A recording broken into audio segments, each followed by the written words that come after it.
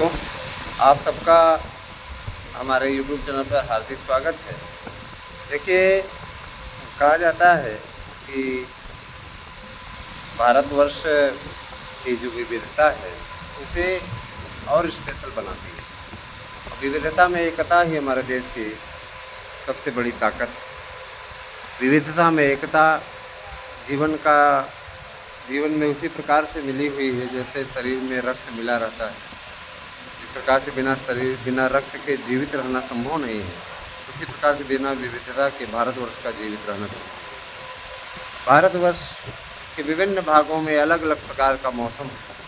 कहीं पर ठंडी पड़ रही है तो कहीं पर भीषण गर्मी की चपेट में पूरा प्रदेश पड़ा हुआ है। निश्चित रूप से अभी कहीं के पारा 48 पार हो रहा है, कहीं 50 का आंकड़ा कुछ हो रहा है। गर्मी का स्तर अभी बढ़ेगा और निश्चित रूप से अब जो है आगे आने वाला समय बहुत ही भयावह होने वाला है। तो बारिश होगी, लेकिन अभी उसके लिए थोड़ी सी प्रतीक्षा करनी होगी। अभी इंतज़ार है और इंतज़ार के पश्चात ही कुछ होगा। दोस्तों, मैं आप लोगों को बताना चाहूँगा कि प्रवक्ता, टीजीटी, पीजीटी, एलटी, इन सभी भर्तियों की तैयारी अब आप लोग शुरू कर दीजिए, क्योंकि देखिए पूरी तरीके से कार्यक्रम घोषित हो चुका है। आधिकारिक तौर पे आप लोगों के बीच में जल्दी आ जाएगा, है ना। बीएड डिग्री धारकों को सम्मिलित कराने का जो कार्य है वह प्रगति पे चल रहा है और बहुत जल्दी ही ये साकार रूप में आपके समक्ष आएगा। आयु सीमा में छूट भी आप लोगों को मिलने जा रही है। आयु सीमा की छूट का मामला हम लोगों ने काफ़ी दिनों से उठाया हुआ था और अब स्वयं प्रधानमंत्री जी ने इस बात के लिए आश्वस्त किया है कि वो प्रदेश सरकार से बात करके मैटर को क्लियर करेंगे। मैं एक चीज़ बताना चाहूँगा कि यहाँ पर शासन वैसे भी अब ऐसा कोई मुद्दा विपक्ष के हाथ में नहीं देना चाहता जिससे वो कोई प्रोपेगेंडा फैलाए, क्योंकि कहीं न कहीं झूठ बोल करके विपक्ष ने वोट हासिल किया। बेरोजगारों को भत्ता देंगे तो महिलाओं को 8500 रुपये देंगे हर महीने, खटाखट।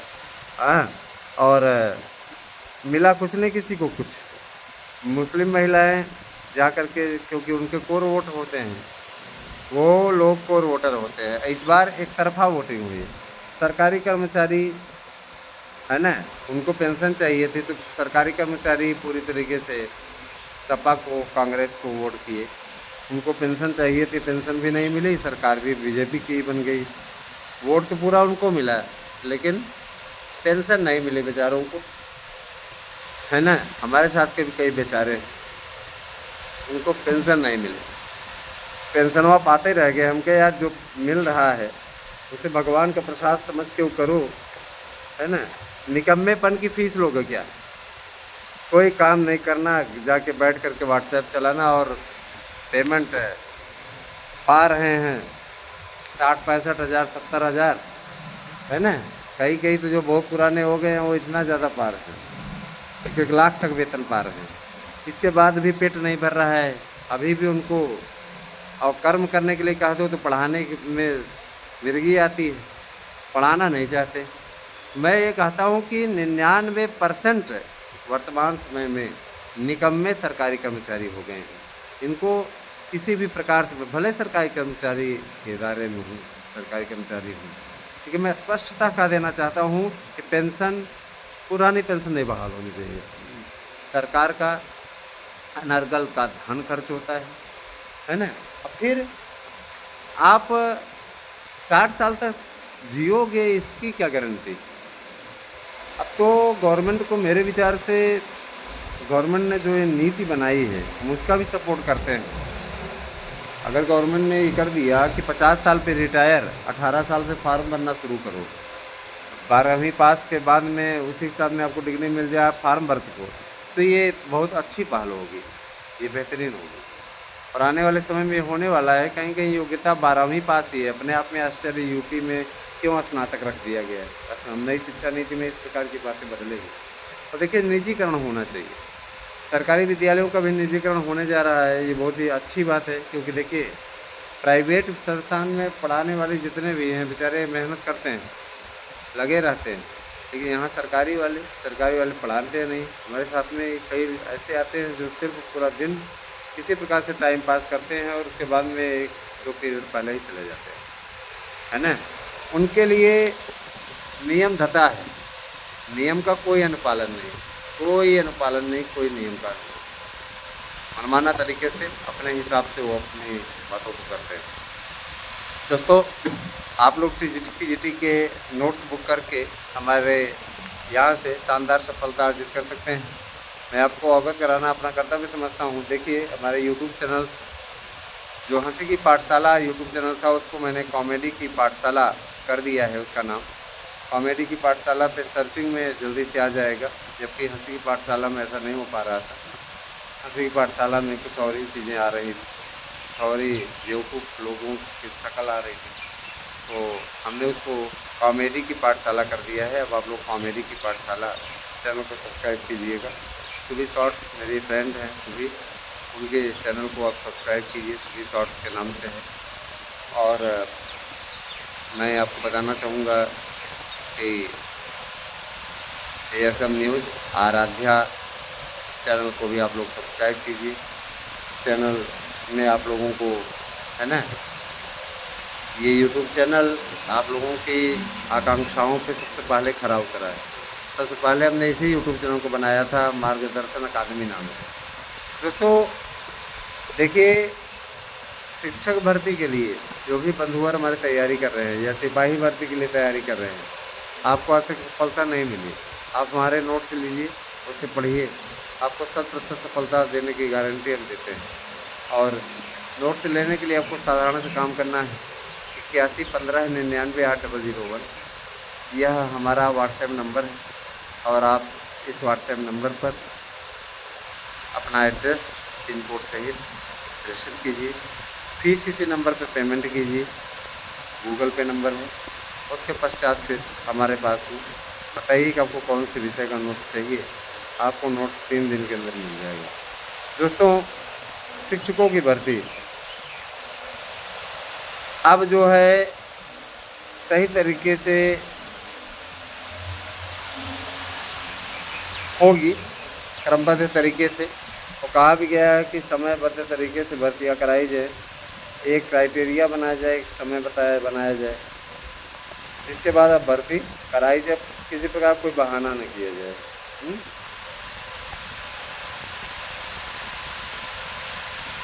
दोस्तों, TGT PGT प्रवक्ता में और LT ग्रेड, इन सभी भर्तियों में काफ़ी आप लोगों का इंतज़ार कराया है, और अब जो है सब सारे मामले सॉल्व होने की ओर अग्रसर हैं। देखिए, जो भी चीज़ें हैं और मैं आपको बताना चाहूँगा, पहले देखिएगा। शिक्षा सेवा चयन आयोग को जल्द मिलेंगे अस्थाई अध्यक्ष। मैं इस न्यूज़ को पढ़ देता हूँ, है ना, ध्यान दीजिएगा। उत्तर प्रदेश शिक्षा सेवा चयन आयोग को जल्द अस्थाई अध्यक्ष और अस्थाई सचिव मिलेंगे। लोकसभा चुनाव की आचार संहिता लागू होने के कारण पदों पर अस्थाई नियुक्तियाँ अटकी हुई थी। आचार संहिता समाप्त हो चुकी है, ऐसे में शासन स्तर से इसी माह अस्थाई अध्यक्ष और अस्थाई सचिव की नियुक्ति किए जाने की पूरी स्थिति है। उत्तर प्रदेश माध्यमिक शिक्षा सेवा चयन बोर्ड और उत्तर प्रदेश उच्चतर शिक्षा सेवा चयन आयोग और परीक्षा नियामक प्राधिकारी को एक में ही समाहित किए जाने की प्रक्रिया पूरी की जा चुकी है। नए आयोग के गठन के बाद सभी 12 सदस्यों की नियुक्तियां भी हो चुकी हैं। सदस्यों की नियुक्तियां होने के बाद लोकसभा चुनाव की आचार संहिता लागू हो गई, जिसकी वजह से अस्थाई अध्यक्ष, अस्थाई सचिव और अस्थाई उप सचिवों की नियुक्तियाँ फंस गई। आचार संहिता समाप्त होने के बाद उच्च शिक्षा विभाग की ओर से 4 उप सचिवों की स्थायी नियुक्ति के लिए विज्ञापन जारी किया जा चुका है। आयोग को जुलाई के पहले सप्ताह तक 4 नए उप सचिव मिलने की उम्मीद है। वहीं आचार संहिता के दौरान शासन ने कार्यवाहक अध्यक्ष और सचिव की नियुक्ति कर दी थी। ताकि आयोग के कार्य में बाधा ना आए। भैया अब अध्यक्ष आने वाले, सचिव भी आने वाले, निश्चित रूप से अब आप लोगों को इस पर बेहतरीन रिजल्ट भी मिलने वाला है। तो बी पॉजिटिव दोस्तों, आप लोग अब तैयारी को अपने अंतिम रूप दे सकते हैं। अच्छा प्रयास करेंगे तो सफलता भी मिलेगी आपको, और लगातार प्रयास करेंगे तो आपको कोई पीछे नहीं छोड़ पाएगा, है ना। इसलिए आपसे अपील है कि आप ज़्यादा से ज़्यादा संख्या में चैनल से जुड़ें और ज़्यादा से ज़्यादा संख्या में लोगों को जोड़ने का कार्य करें। LT ग्रेड, प्रवक्ता, सभी भर्तियों की तैयारी आप लोग अच्छे तरीके से करें। आप लोगों को बरगलाने वाले, बेवकूफ़ बनाने वाले बहुत मिलेंगे, है ना। उनके चक्करों में मत पड़िए। 3000, 3500, 4000 रुपया आपसे ले रहे हैं, और यह वास्तव में अपने आप में आश्चर्यजनक है कि ऐसे लोग जा जा करके उनको पैसा भी दे रहे हैं, उनकी वाहवाही भी कर रहे हैं। आता नहीं उनके पढ़ाई से 1-2 प्रश्न भी, लेकिन गजब गजब के लोग क्या करेंगे। तो सीधे कहते हैं भैया कि मेंटलिटी ये लोगों की, क्या कर सकते हैं। ठीक, सही कहा। RSS के जो संघ शाखा है उसने ठीक कहा कि भाजपा ने मौसमी नेताओं के लिए समर्पित नेताओं की बलि। मौसमी नेता हैं जो दल बदल हुए आते हैं।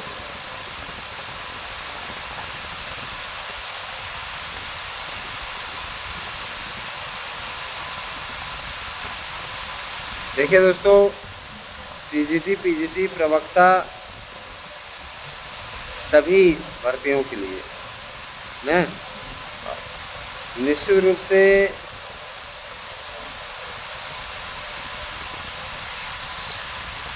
अब तैयारी आप लोगों को करना होगा।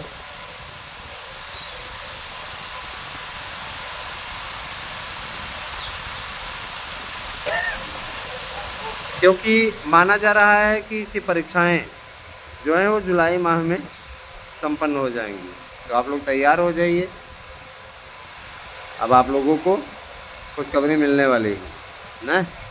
और दोस्तों, जो लोग अफवाह फैलाने का काम कर रहे हैं, हमारे चैनल के लिए भी कई ऐसे नीच किस्म के लोग जुटे हुए हैं जो चैनल का दुष्प्रचार करते रहते हैं रेगुलर। उनका यही काम है। उनका खाना तब तक नहीं पचता जब तक कि वो हमारे, है ना, जब तक वो हमारे चैनल की आलोचना न कर दें। उनको पता नहीं क्या मिलता है, मेंटलिटी है, मानसिकता है, ये यूँ कह लीजिए कि उनको ऐसे संस्कार ही मिले। मुझे उससे कोई फ़र्क नहीं पड़ता। मैं अपना काम करता हूँ, करूँगा ही, चाहे कोई कुछ भी कहता रहे। सीधा सा मतलब है मेरा। देखिए भैया, हमारा जो अपना कर्तव्य है वो करेंगे। और देखिए दोस्तों, आपका जो कर्तव्य है आप भी करिए, ठीक है। जूनियर एडिटर की भी भर्ती आने वाली, जो भर्ती अधूरी पड़ी हुई थी वो भी आ जाएगी, बिल्कुल न चिंता करें। और इसके अलावा शिक्षकों की भर्ती के लिए पूरा कार्यक्रम तय हो चुका है। बहुत जल्दी आप लोगों को जैसे नए अध्यक्ष मिलेंगे सारा कार्यक्रम आ जाएगा। आयु सीमा में आपको 3 वर्ष की छूट मिली।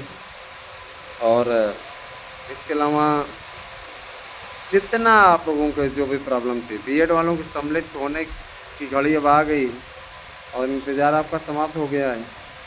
बहुत जल्दी ही आप लोगों को ये सारे नोटिफिकेशन देखने को मिलेंगे। संघर्ष ही जीवन है दोस्तों, और इस संघर्ष को हमने बहुत जिया है। मैं आप सभी से गुजारिश करूंगा कि आप भी संघर्ष का लुत्फ़ उठाएं और नींबू पानी दही का सेवन करें, बढ़ेगी रोग प्रतिरोधक क्षमता। डॉक्टर का ये सुझाव है, नींबू दही पानी इन सब का यूज करें, बहुत फ़ायदेमंद होता है। कुछ लोग कहते हैं नींबू नहीं खाना चाहिए, पौरुष कम होता है। गजब गजब के लोग हैं। कुछ लोग कहते हैं महाभारत नहीं रखनी चाहिए किताब में, घर में महाभारत होती है, क्या मिल सकती है। दोस्तों 2027 में अखिलेश यादव अपना टारगेट रखे हैं सरकार बनाने का। टारगेट ही रखते रहते हैं, होता कुछ नहीं। 37 सीट के जनता को बेवकूफ़ बना के जीत लिए। ये अपने आप को सोच रहे हैं कि बहुत बड़े विजेता है। बहुत बड़े विजेता नहीं है, मूर्खों के चलते अयोध्या जैसी सीट हार गए, है ना। संघ का साथ लिया होता इन्होंने तो अयोध्या जैसी सीट पे इतनी बुरी हार का सामना न करना पड़ता, जो गढ़ है बीजेपी का। ठीक। और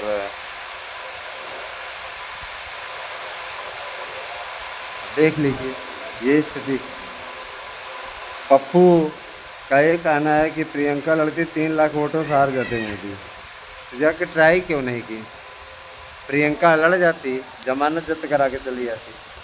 प्रियंका कौन जानता है बनारस। प्रियंका की हिम्मत तो अमेठी से लड़ने की नहीं हुई यार, जाके तुम ट्राई कर लिए होते। प्रियंका लड़ती तो इसी प्रकार से वोटिंग भी होती है ना। वहाँ पूरा संपूर्ण वोट होता और उसके बाद में मोदी विजेता घोषित होते। अगली बार ट्राई कर लेना अगली बार ट्राई कर लेना, मोदी के सामने जीतेंगे। लोगों की मेंटेलिटी इस प्रकार की हो गई है, थोड़ी सफलता मिल जाने पर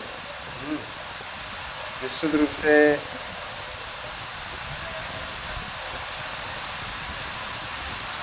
अब देखिए आयुष्मान योजना के दायरे में 70 पार के सभी बुजुर्गों को रखा जा रहा है। कोई वो नहीं रखने जा रहे कि मतलब क्या इनकम है क्या नहीं, सारे बुजुर्गों को रखने जा रहे हैं। ठीक। और ठीक है दोस्तों, बने रहे हमारे साथ में, जो भी स्थिति होगी आपको बताया जाएगा। धन्यवाद, आप सभी।